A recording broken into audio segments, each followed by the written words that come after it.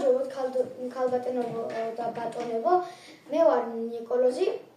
დღეს მე მოგიყვებით ღმერთის ისტორიებს.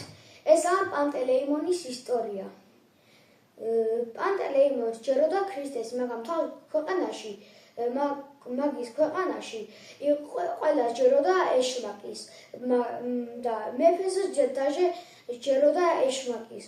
მოხდა პანტელეიმონი სულ ყოველ ერთ დღეს ლოცულობდა ქრისტესთვის.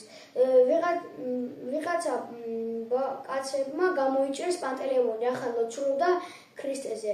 მიუტანეს მეფეს ესა, რომ პანტელეიმონს ჯეროდა ქრისტესი და მეფე მაწამა, მაგრამ იესო ქრისტე იყო პანტელეიმონის უკან.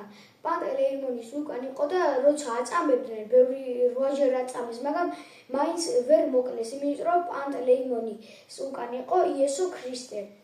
მაგრამ მე ბოლოს პანტელეიმონმა თქვა, რომ ქრისტე მაწამოო და მე ვიქნები ზემოთო შენთან ერთად და ქრისტემ თქვა, კარგიო და ბოლოს რო აწამეს პანტელეიმონი მოვიდა. ესე იყო პანტელეიმონის ცხოვრება. კარგად.